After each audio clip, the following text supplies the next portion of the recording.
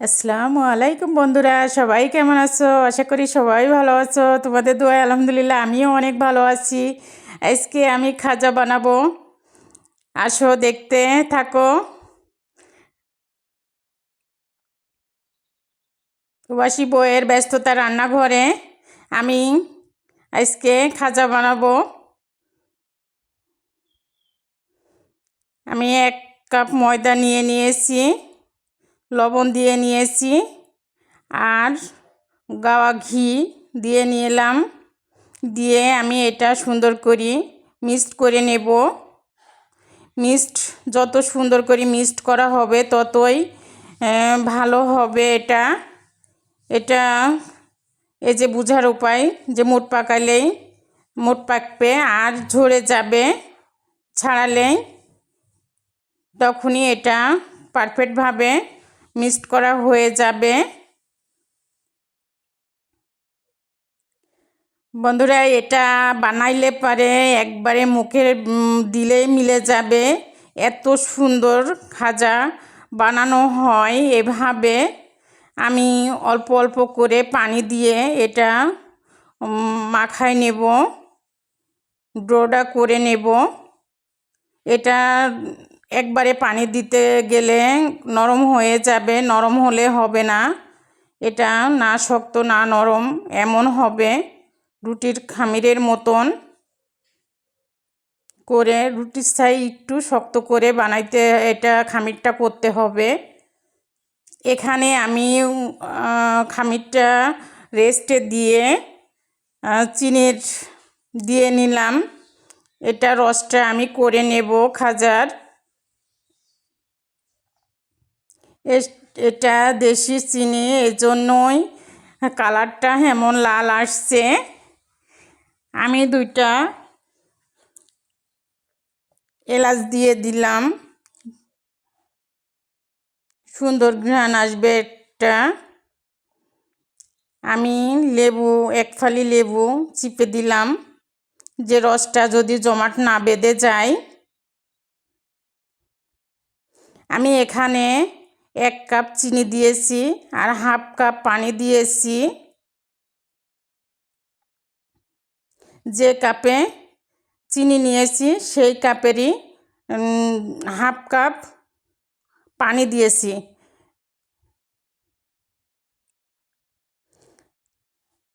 এই যে রসটাই পারফেক্টভাবে না হলে খাজাটা মশমশা থাকবে না। আমি রসটা বানায়ে আবার চলে আসছি। এটা আমি বোর্ডে নিয়ে নিয়েছি রুটিটা বেলার জন্য। এটা আমি একটা রুটি বানাবো। দেখতে পাচ্ছেন আমি বড় একটা রুটি বানাই নিয়েছি। এটা বোর্ডে ছাড়া হবে না রুটি বেলনাতে, এজন্যই বোর্ডে নিয়ে নিয়েছি। আমি এর ওপরে ঘি দিয়ে এটা পুরা রুটির পরে দিয়ে নেব। বন্ধুরা, এভাবে একদিন বানিয়ে পরিবারের সঙ্গে খেয়ে দেখবেন, অনেক সুন্দর হয়। এই খাজাটা বাজারে কিনতে গেলে আপনার 10 টাকা পিস নেয়, কিন্তু 1 পিস খায়ে মন ভরবে না, মনে হবে যে খেয়েই যাই। আমি এখানে কর্নফ্লাওয়ার দিয়ে নিয়েছি। এখানে কর্নফ্লাওয়ারটা দেওয়ারই চেষ্টা করবেন। কর্নফ্লাওয়ার দিলে পারে, ময়দা দিলেও হবে, কিন্তু কর্নফ্লাওয়ার দিলে পারে এটা মশমশা ভাবটা হবে। আমি এখন দেখেন ফোল্ড করে নিচ্ছি এটা।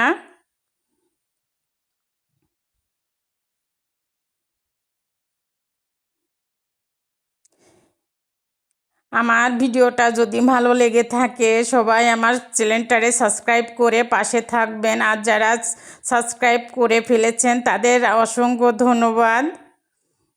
আমি কিভাবে এটা করে নিলাম দেখেন, এই যে সুন্দরভাবে।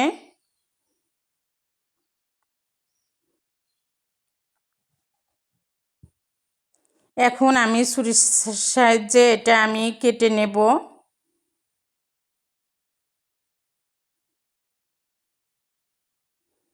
দেখেন এভাবে আমি পিস পিস করে কেটে নেব।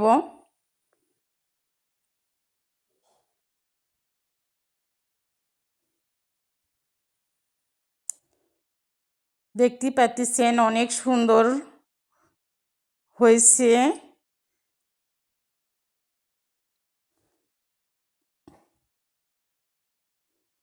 আমার পুরাটাই কেটে কেটে নিয়েছি। এগুলা আমি এক সাইডে রেখে দেব। আমি একটা রুটিতে আমার 18 পিস খাজা হয়েছে। এটা বেলনার সাহায্যেও করা যায়, আমি হাতে চাপ দিয়েই করে নেব।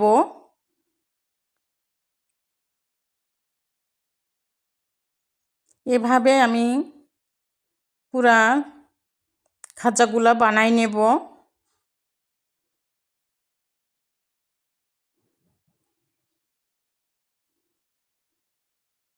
দেখতে পাচ্ছেন কিভাবে আমি এটা করতেছি। আমার সম্পূর্ণগুলাই বানিয়ে নিয়েছি। এখন আমি তেল দিয়ে নিয়েছিলাম ফ্রাই প্যানে। এখন এগুলা ভেজে নেব। কাঁটা চামচের সাহায্যে এটা আমি একটু লেয়ারগুলা ছাড়াই দেব।